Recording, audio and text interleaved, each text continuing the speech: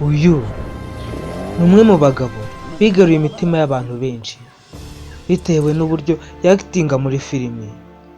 Ni umugabo ukunzwe n'abantu benshi, ni umugabo tutahamya kuvuga ko afite impano idasanzwe.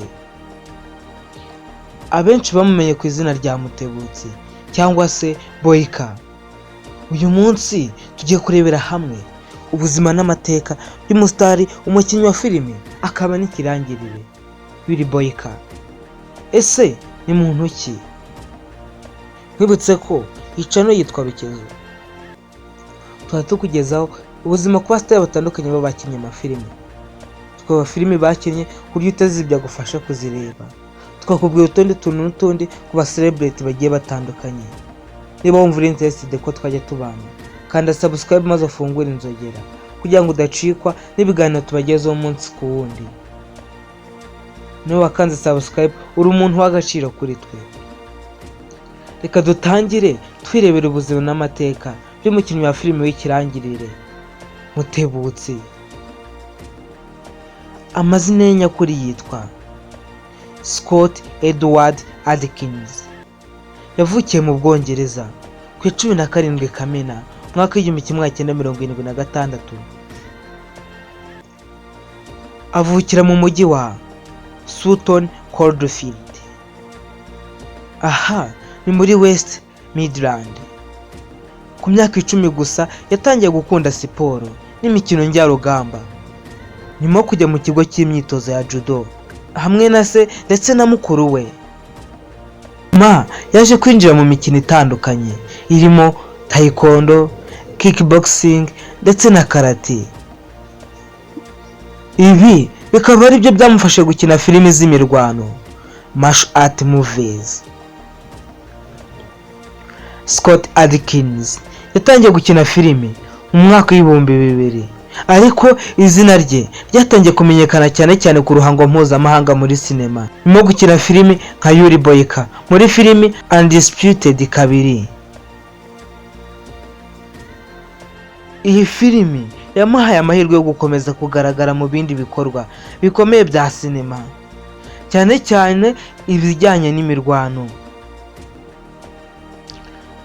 Boyka yakinnye filime nyinshi cyane zakunzwe, dore zimwe muri filime yakinnye zakunzwe n'abantu benshi: Undisputed, guhera kuri 2 kugera kuri 4, akina nk'icyamamare Willy Boyka. Ninja yakinnye mu mwaka 2009.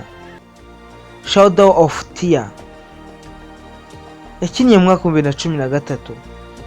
Ip Man Kane yasutse mu mwaka 2019, yakinnyemo nka Barton Giddens. Yagukina filime nziza cyane. Doctor Strange yasutse mu mwaka 2016. Agukina filime nziza cyane, season yaciye ibintu. John Wick mu gice cyayo cya 4 yakinnye mu mwaka 2023, yakinnye nka Killer. Scott Adkins ni umwe mu bakinnyi ba filime bamenyereye gukina imirwano badakoresha ababasimbura. Afite ubumenyi buhanitse muri karate, taekwondo, judo, kickboxing, kung fu ndetse n'indi mikino njyarugamba. Uretse kuba ari umukinnyi wa filime, ni umutoza wa kickboxing wemerewe n'ishyirahamwe rya APKA, Professional Karate Association. Mutebutsi azwi nk'umwe mu bakinnyi ba filime bafite ubuhanga mu mikino njyarugamba.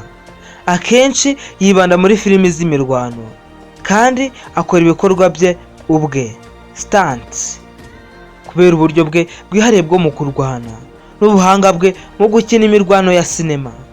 Scott Adkins afatwa nk'umwe mu basimbuye ibyamamare nka Jean-Claude Van Damme ndetse na Jackie Chan. Scott Adkins cyangwa Mutebutsi ni umwe mu bakinnyi ba filime b'imirwano b'abahanga cyane cyane mu kinyejana cya 21. Uretse gukina filime, ni umukinnyi w'ikirenga mu mikino njyarugamba Ibi bimufasha gukomeza kugira isura ikomeye muri sinema y'imirwano. Nubwo atajya akina filimi zigaragaza ubuhanga buhambaye bw'imyandikire cyangwa ubusizi bwa sinema, ni icyitegererezo mu gukina filimi z'imirwano zisekeje kandi zishimisha abakunzi ba sinema. Uyu ni Scott Adkins. Aya ni amwe mu mateka y'uyu mugabo. Niba wumva ari ikindi cyamamare wifuza ko twagukoreraho, watubwira muri komenti nta kibazo.